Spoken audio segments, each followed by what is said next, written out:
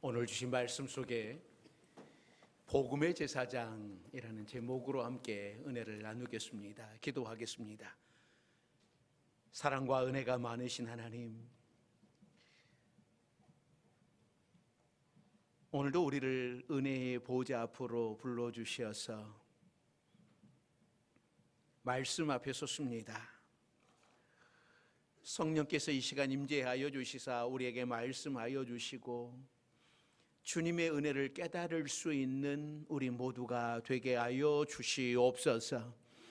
예수님의 이름으로 기도드립니다. 아멘. 오늘도 하나님의 부르심을 받고 주의 성전 안에 거하시는 여러분들에게 하나님의 은혜가 함께 하시기를 바랍니다. 주 4세기경에 활동하면서 이 원어 성경을 라틴어로 번역을 하고 수많은 성경 주석을 말씀으로 해석해서 우리 기독교 교회사에 지대한 공헌을 한 이 세인트 제롬이라고 하는 이 성경학자의 이분이 계시는데, 이분이 베들레헴 동굴에서 들어가 성경 원전을 이 라틴어로 번역을 하고 있었는데, 그가 번역한 그 라틴어 성경은 후에 가톨릭에서 오랫동안 사용이 됩니다. 그가 성경을 번역을 할 때에 이런 일이 있었다고 그래요. 어느 날 그가 은둔 생활을 하는 동굴에 한 사자 한 마리가 들어왔습니다. 함께 은둔 생활을 하던 다른 사람들은 모두 기겁을 하며 고함을 지르고 야단 법석을 떨었습니다. 그런데 이 제롬은 태연히 앉아서 성경을 읽고 있었습니다. 다가온 사자가 힘없이 고개를 숙이고 제롬 앞에 앞발을 내밀었어요. 이 제롬이 자세하게 살펴보니 사자 발톱 사이에 큰 가시가 박혀 있었습니다. 알고 보니 그 사자는 자신의 발톱에 박힌 가시로 인해서 엄청 고통을 당하고 있었습니다. 그래서 제롬은 그 가시를 뽑아주고 정성껏 약을 발라주고 치료해 주었답니다. 그러자 사자는 감사하다는 듯이 제롬 앞에 엎드려 눕는 것이었어요. 그 후 제롬과 사자는 친구가 되었습니다. 은혜를 입은 사자는 더 이상 정글 속을 달리며 산천히 떠나가라고 포효하는 동물의 왕이 아니었습니다. 그 사자는 고분고분해서 이 제롬의 말이라면 항상 순종을 했습니다. 가라면 가고 오라면 오고 누우라면 누웠습니다. 나중에는 이 동굴에서 땔감에 필요한 나무를 나르는 나귀들을 감동하는 충성스러운 일꾼의 역할까지 감당했다라고 하는 아주 유명한 일화가 있습니다. 여러분, 은혜라고 하는 말의 의미가 무엇일까요? 우리는 은혜 받았다, 은혜 입었다, 은혜 절대 잊지 않겠다, 이런 말들을 자주 하기도 하고 듣기도 합니다. 도대체 은혜라고 하는 그 의미를 어떻게 듣고 어떻게 사용하고 있는가? 그러니까 원래 이 은혜라고 하는 말은 원 단어는 카리스라고 하는 단어입니다. 원어가 그래요. 카리스. 그러니까 이 뜻은 어떤 뜻을 가지고 있냐면, 받을 자격이 없는 사람이 값없이 받은 선물이라고 하는 의미를 가지고 있어요. 그러니까 쉽게 말하면 공짜로 받았다라고 하는 것을 의미하는 겁니다. 받을 자격이 없는 사람이 공짜로 받은 거예요. 발톱에 박힌 가시로 인해 고통당하던 사자는 가시를 빼주는 대가로 제롬에게 토끼 한 마리라도 노루새끼 한 마리라도 물어다 주지 않았습니다. 어떠한 값도 치르지 않았습니다. 그럼에도 불구하고 사자는 가시가 찔리는 고통에서 해방되었습니다. 이것이 바로 은혜입니다. 그러니까 사자는 제롬으로부터 은혜를 받았던 것입니다. 오늘 사도 바울도 그 말씀을 하고 있는 거예요. 내가 은혜 받았다. 누구에게요? 하나님께. 예수 그리스도께 은혜를 받은 사람이라고 말씀을 해요. 오늘 말씀을 보면서 여러분들은 과연 예수 그리스도께 하나님께 은혜 받은 사람인가? 라는 것을 여러분들이 한번 생각을 해 보시면 좋겠습니다. 그러니까 사도 바울이 누구보다도 하나님을 대적했던 사람이었습니다. 그런 사람이 구원받은 것은 하나님의 측량할 수 없는 은혜라고 그가 고백을 해요. 그러니까 그가 로마서 3장 24절에서 이런 고백을 합니다.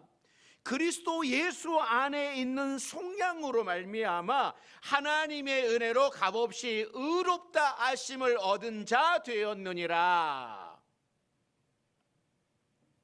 사도 바울은 교회를 핍박하고 예수 믿는 자들을 멸망시키려고 했던 악한 자신에게 부활하신 주님께서 찾아오셔서 구원해 주신 사건은 하나님의 은혜였다라고 찬송을 합니다.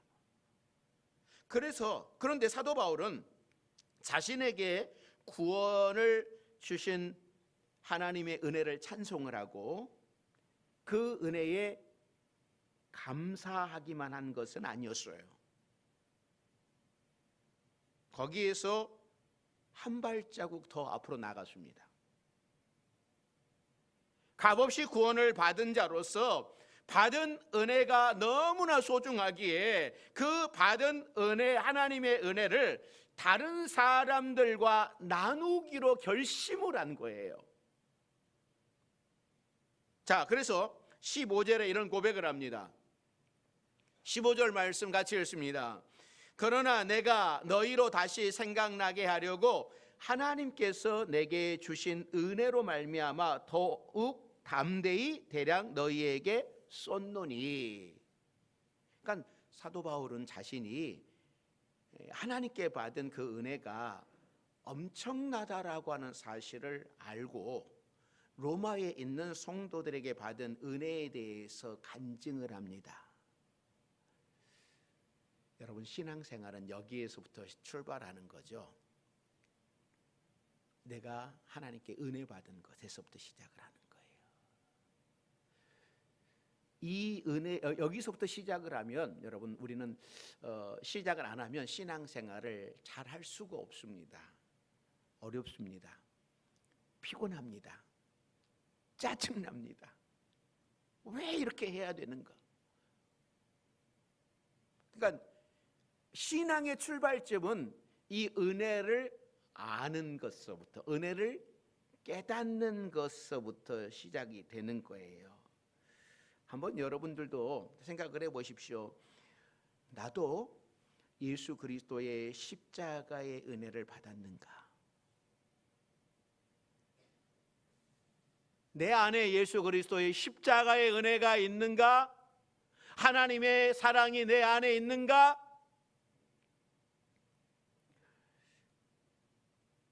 사실 우리는 예수 그리스도를 통하여서 엄청난 십자가의 은혜를 받은 사람들입니다. 또 지난 10일 동안 특별 새벽 집회를 통하여서도 우리는 하나님의 은혜를 받았습니다. 이 은혜를 나 혼자만 갖고 있는 것이 아니라 서로 나눌 수 있어야 됩니다. 그러면 감동이 2배가 돼. 아침에 일어나느니라고 힘들었지만 하나님께서 주신 은혜가 있기에 우리는 3월과 9월에 특별 새벽 집회를 합니다. 이 은혜를 서로 나누며 더 큰 은혜를 사모하는 여러분들이 되시기를 바랍니다. 그러니까 사도 바울은 하나님께서 주신 은혜를 나누면서 자신은 복음의 제사장의 직무를 감당하게 되었다라고 고백을 합니다. 자, 16절 말씀 같이 읽습니다. 16절입니다. 이 은혜는 곧 나로 이방인을 위하여 그리스도 예수의 일꾼이 되어 하나님의 복음의 제사장 직분을 하게 하사 이방인을 제물로 드리는 것이 성령 안에서 거룩하게 되어 받으실 만하게 하려 하심이라. 저는 저와 여러분들도 이 사도 바울의 고백이 우리의 고백이 되기를 바랍니다. 사도 바울은 어떤 고백을 하냐면요, 첫째는 이 은혜 받은 사람은, 하나님께 은혜 받은 사람은, 예수 그리스도께 은혜 받은 사람은 예수님의 일꾼입니다 라는 말씀을 해요. 그러니까 사도 바울은 예수님이 하나님의 아들이심을 깨달은 그 즉시 예수님의 일꾼이 되었습니다. 그전에는 몰랐기 때문에 예수 믿는 사람들을 핍박을 했지만, 교회를 핍박을 했지만, 다메섹으로 가는 길에서 부활하신 예수님을 만난 후에 어두워졌던 눈이 띄어지자 사도 바울은 그 즉시 회당에 들어가 예수가 하나님의 아들이라고 선포를 합니다. 그러니까 은혜 받은 사람은 예수님의 일꾼이 되는 거예요. 은혜를 깨달은 사람은 예수님의 일꾼이 되는 거예요. 예수님을 사랑하기 때문에 예수님의 일꾼이 되는 것은 오히려 자랑스럽게 여깁니다. 교회에서 봉사하고 섬기는 것도 은혜 받았기 때문에 가능한 거예요. 저와 여러분 모두는 예수님의 일꾼인 줄로 믿습니다. 그러니까 하나님께서 우리를 예수님의 일꾼으로 써주신다라고 하는 것이 여러분 얼마나 감사한 일입니까? 누군가 나를 인정해 주는 것, 이거 굉장히 소중하더라고요. 나를 인정 안 해준다. 나는 잘하는데 누가 인정을 안 해준다.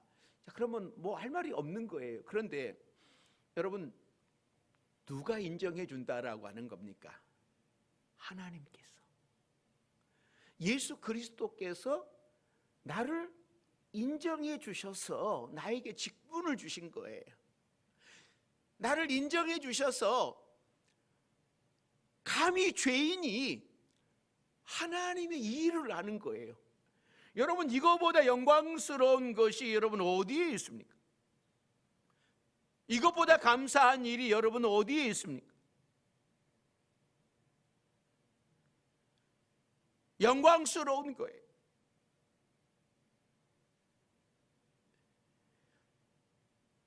저는 그런 생각을 합니다. 하나님께서 저를 복음의 일꾼으로, 예수님의 일꾼으로 사용해 주셔서 지금 이 자리에서 말씀을 전할 수 있는 것, 전적인 하나님의 은혜입니다. 우리 성도들을, 여러분들을 만날 수 있는 것, 전적인 하나님의 은혜입니다.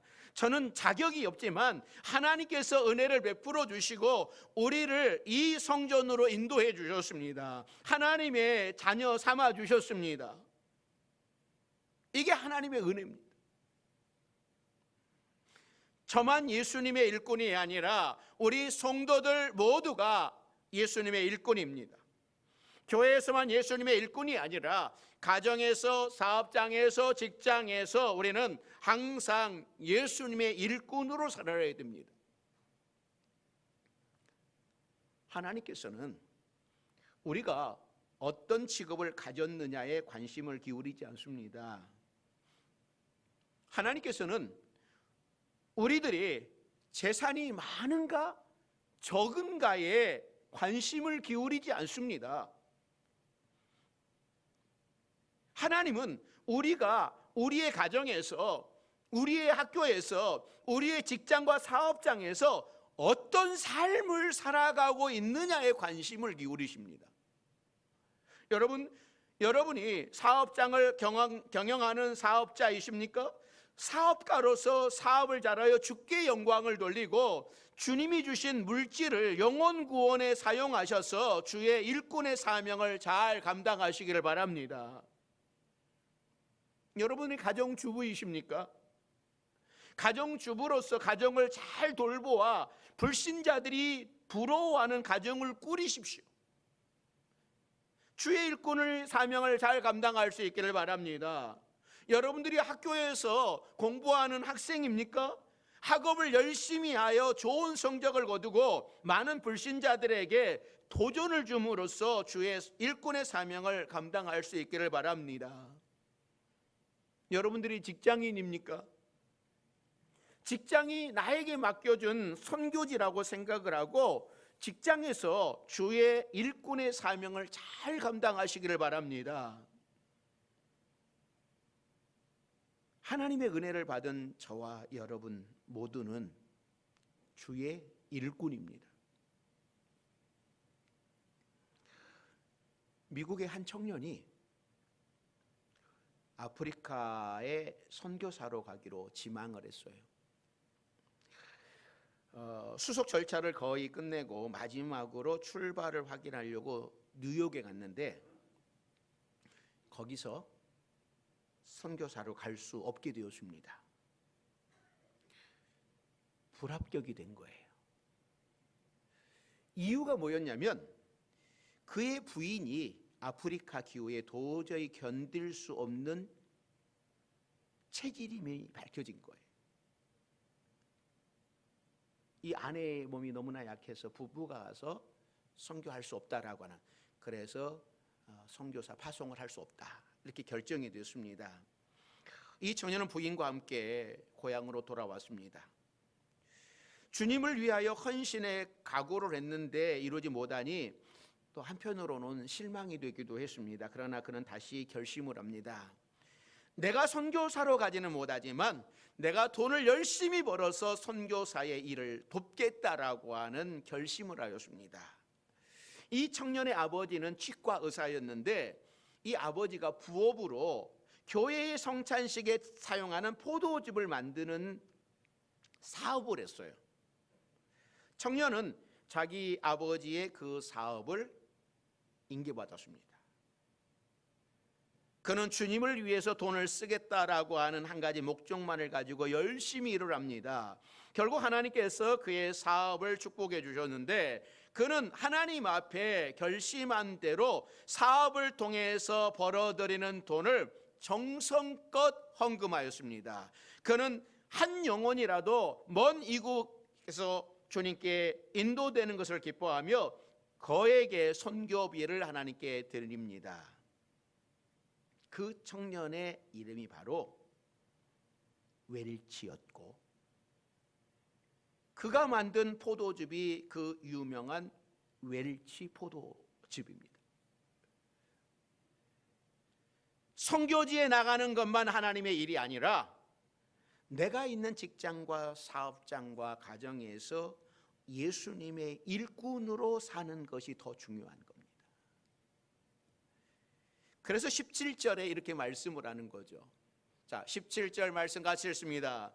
그러므로 내가 그리스도 예수 안에서 하나님의 일에 대하여 자랑하는 것이 있거니와.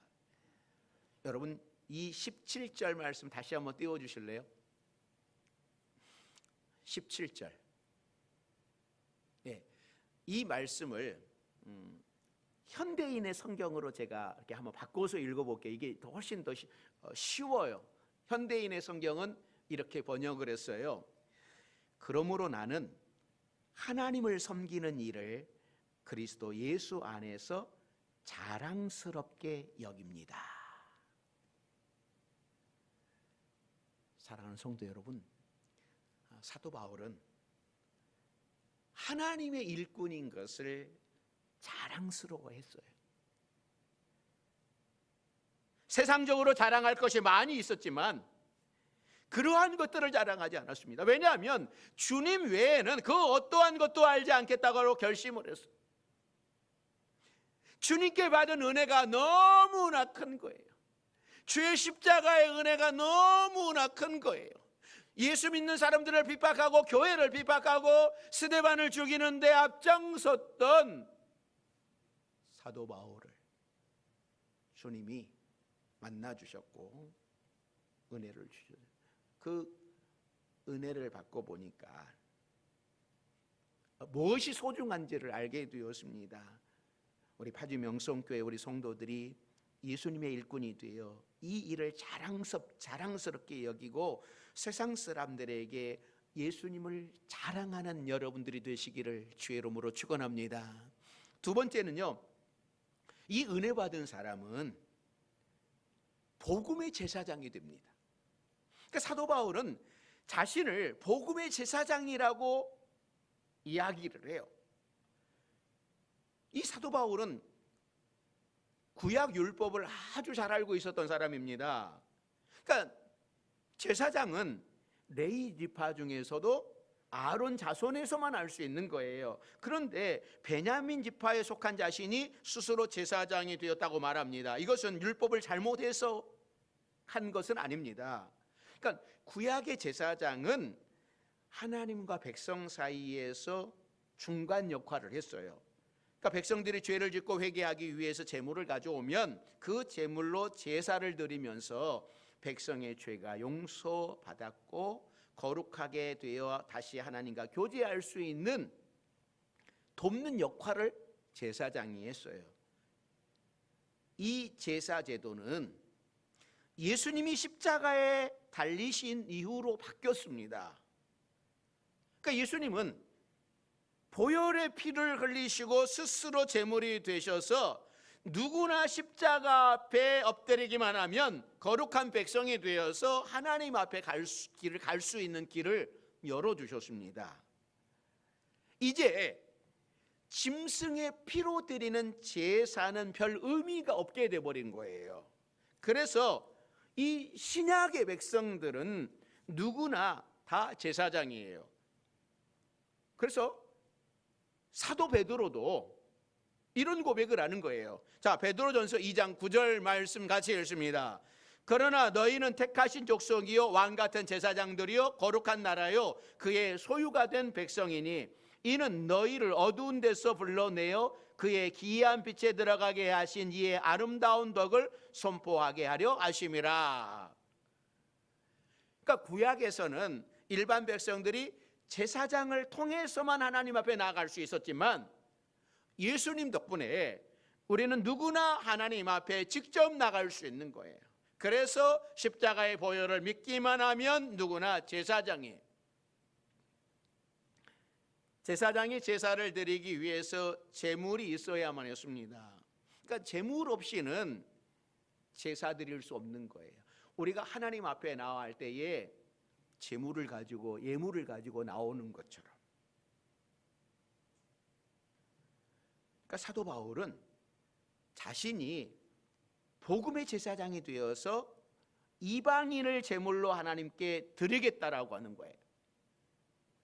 이것은 이방인을 희생제물로 삼겠다라고 하는 그런 뜻이 아니라 아직 복음을 듣지 못한 그들에게 제사장이 되어서 그들에게 복음을 전하고 하나님께 그들을 인도하겠다라고 하는 이 말입니다. 그러니까 이방인은 본래 부정하게 여기는 사람들이었습니다. 유대인들은 이방인들과 접촉하지 않아요. 이방인들과 함께 식사하지 않아요. 왜냐하면 이방인이랑 함께 접촉을 하고 이방인과 함께 만나서 밥을 먹으면 내가 부정해진다라고 하는 그런 생각을 가지고 있었습니다. 그렇기 때문에 이방인을 제물로 드리는 것은 있을 수 없는 거예요. 그러나 사도 바울은 그 일이 성령 안에서 거룩하게 되고 하나님이 받으실 만하게 되는 것이 하나님의 은혜라고 말합니다. 하나님께서는 부정한 제물을 받지 않으십니다. 하지만 그것이 하나님 안에서 거룩하게 되면 하나님이 받으시기에 합당한 제물이 됩니다.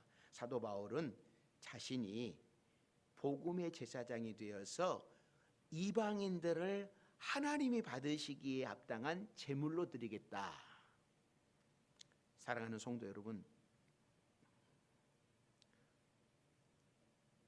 예수 그리스도의 십자가의 은혜로 은혜 받으셨습니까? 여러분들이 예수 그리스도의 십자가의 은혜를 깨달으셨습니까? 우리도 복음의 제사장이에요. 저와 여러분들도 복음의 제사장입니다. 그렇다면 나는 하나님께 어떤 예물을 준비하고 있는가? 하나님께서는 내가 어떤 제물을 바칠 때 기뻐하실까? 우리에게도 준비된 제물이 있어야 됩니다. 내 가정을 하나님이 받으시기에 합당한 제물로 드리는 복음의 제사장이 되시기를 바랍니다. 그러기 위해서는요, 내 자신이 먼저 거룩한 제물이 되어야 돼요.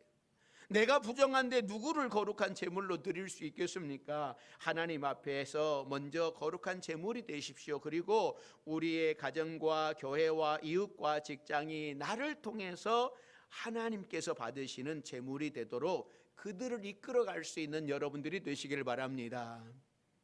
세 번째는요, 은혜 받은 사람은 복음의 능력을 알아요. 자, 18절 말씀, 19절 말씀 같이 읽습니다. 그리스도께서 이방인들을 순종하게 하기 위하여 나를 통하여 역사하신 것 외에는 내가 감히 말하지 아니하노라. 그 일은 말과 행위로, 표적과 기사의 능력으로, 성령의 능력으로 이루어졌으며, 그리하여 내가 예루살렘으로부터 두루 행하여 일루리곤까지 그리스도의 복음을 편만하게 전하였노라. 그러니까 하나님께서 사도 바울을 예수님의 일꾼으로, 복음의 제사장으로 사용하시면서 큰 능력을 행하셨습니다. 가는 곳마다 복음의 능력이 나타나게 하셨습니다. 그러니까 사도 바울은 이 일이 말과 행위로, 표적과 기사의 능력으로, 성령의 능력으로 이루어졌다라고 증언하고 있습니다. 그러니까 복음에는 능력이 있어요.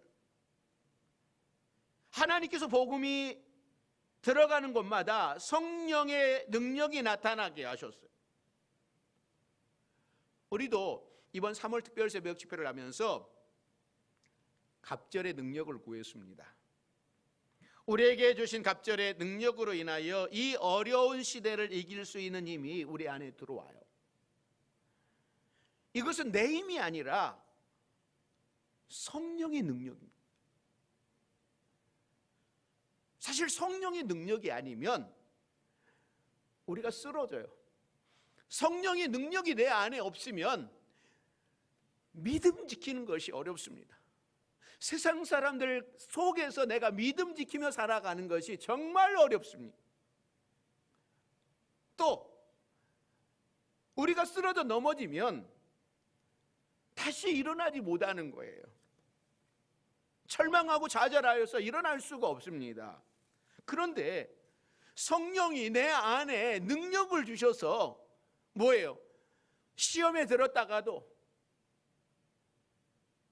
또 어려운 일을 당했다 할더라도 다시 일어서는 거잖아요. 그것은 성령께서 우리에게 능력을 주셔서 이기게 하시기 때문에 다시 털고 일어날 수 있도록, 쓰러져서 좌절하고 낙심도 하지만 다시 일어나게 하시는 것은 성령의 능력이에요. 사탄은 어떻게 해서든지 우리를 넘어뜨리려고 하고, 또 넘어뜨리면 다시 일어나지 못하게 하지만 성령은 다시 일어나게 하십니다. 새 힘을 주시는 거예요. 그래서 우리가 지금까지 믿음을 지키며 이 자리에 있는 거예요. 성령이 우리를 도와주시기 때문에. 사랑하는 성도 여러분, 한 주간도 성령의 능력을 입어서 살아가는 여러분들이 되시기를 바랍니다. 다시금 오뚜기처럼 일어서시기를 바랍니다. 다시금 하나님의 십자가의 은혜를 깨달으시기를 바랍니다. 하나님께서는 스가랴 선지자에게도 이렇게 말씀을 해요. 뭐라고 말씀하셨냐면 스가랴 4장 6절 하반절에 이런 말씀을 하는데, 이는 힘으로도 되지 아니하며 능력으로도 되지 아니하며 오직 나의 영으로 되느니라. 우리 힘으로는 할 수 없지만 성령의 능력으로는 할 수 있습니다. 하나님께서 우리에게 이 능력을 주셨기 때문입니다. 여러분 안에 성령이 계시기에 여러분은 능력이 있는 거예요. 사랑하는 성도 여러분, 우리도 사도 바울처럼 은혜 받았습니다. 우리도 예수님의 일꾼이 되셨어요. 우리도 제사장이 되었습니다. 우리도 내 안에 성령이 내주하고 계시는데, 내게 능력을 주실 성령이 내 안에 내주하고 계시는데, 우리가 그 성령의 능력을 요청하지 않기 때문에 우리는 쓰러지기도 하고 넘어지기도 하는 거예요. 사랑하는 성도 여러분, 우리를 복음의 제사장으로 불러주셨는데 우리가 이 은혜를 알고 성령의 능력으로 날마다 승리하며 살아가는 우리 모두가 되기를 주의 이름으로 축원합니다. 기도하겠습니다. 사랑과 은혜가 많으신 하나님, 하나님께서 우리에게 은혜를 주셨습니다. 그리고 우리에게 주의 사명도 맡기셨습니다. 복음의 제사장 되게 하셨습니다. 그리고 우리에게 성령의 능력도 주셨는데, 이 능력을 마음껏 주를 위하여, 하나님 나라를 위하여 사용할 수 있는 우리 모두가 되게 하여 주시옵소서. 예수님의 이름으로 기도드립니다. 아멘.